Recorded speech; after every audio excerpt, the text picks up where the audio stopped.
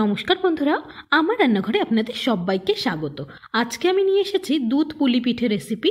অনেক সময় যে সমস্ত ছোট ছোট ভুলের কারণে অনেক বন্ধুদের পুলি পিঠেগুলো দুধে দেওয়ার কিছু সময় পর ফেটে যায় বা ঠান্ডা হয়ে গেলে শক্ত হয়ে যায়, আজকে আমি সমস্ত সমস্যার সমাধান করে পুলি পিঠেগুলো বানিয়ে দেখাবার চেষ্টা করেছি। সেজন্য আমার ভিডিওটা শেষ পর্যন্ত দেখুন। যদি রেসিপিটি ভালো লাগে তাহলে আমার চ্যানেলটি প্লিজ সাবস্ক্রাইব করবেন, লাইক করবেন, শেয়ার করবেন। তো চলুন রেসিপিটি দেখে নেওয়া যাক। পুলি পিঠের পুরটা আমি বানিয়ে নেব। এর জন্য 250 গ্রাম লিকুইড দুধ নিয়েছি। দুধটা ফুটলে তাতে একটা মাঝারি সাইজের নারকেল কোড়া দিয়ে দিলাম। দিয়ে দিলাম 3 টেবিল চামচ খেজুরের গুড়। মিষ্টিটা আপনারা আপনাদের স্বাদ অনুযায়ী দেবেন। এবার স্প্যাচুলা দিয়ে নাড়াচাড়া করে গুড়টা গলিয়ে নেব।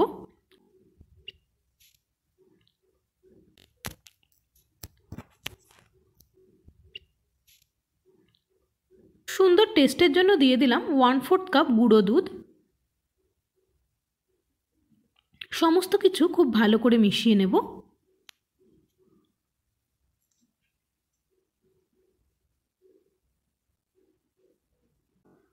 প্রায় 8 মিনিট নাড়াচাড়া করে রান্না করার পর মিশ্রণটা ঠিক এরকম হয়েছে।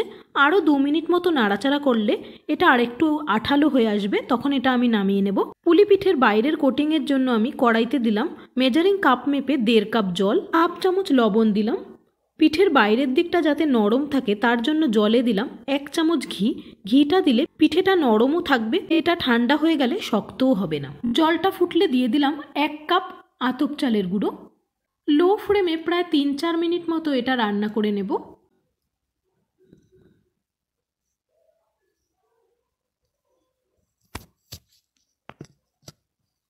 3-4 মিনিট পর ডোটা ঠিক এরকমভাবে কড়াই ছেড়ে ছেড়ে উঠে আসবে।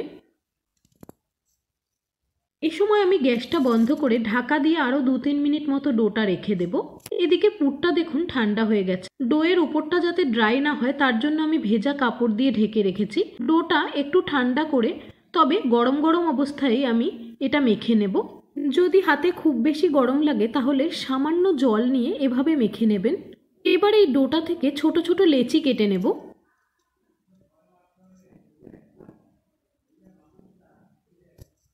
ডোটা আবার আমি ভেজা কাপড় দিয়ে ঢেকে রাখবো। বন্ধুরা, পুলি পিঠের ডোটা সবসময় একটু নরম চ্যাটচ্যাটেই হয়। যত নরম ডো হবে ততই পুলি পিঠেগুলোও নরম হবে। একটা ছোট লেচি নিয়ে হাতের সাহায্যে মাঝখানটা গর্ত মতো করে নেব।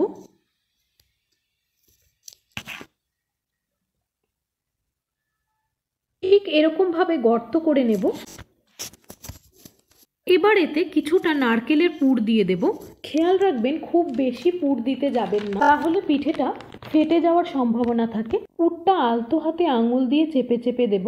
পিঠের দুদিকটা হাত দিয়ে চেপে চেপে মুখটা ভালো করে সিল করে দেব। পিঠের মুখটা ভালো করে চেপে চেপে আটকে দেবেন, না হলে দুধে দেওয়ার কিছু সময় পর এর থেকে পুরটা ফেটে বেরিয়ে আসতে পারে।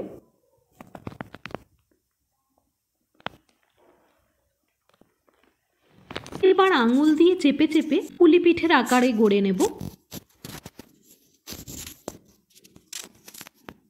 আমার একটা পিঠে গড়া হয়ে গেছে। আরও একটা পুলি পিঠে আমি গড়ে দেখিয়ে দিচ্ছি।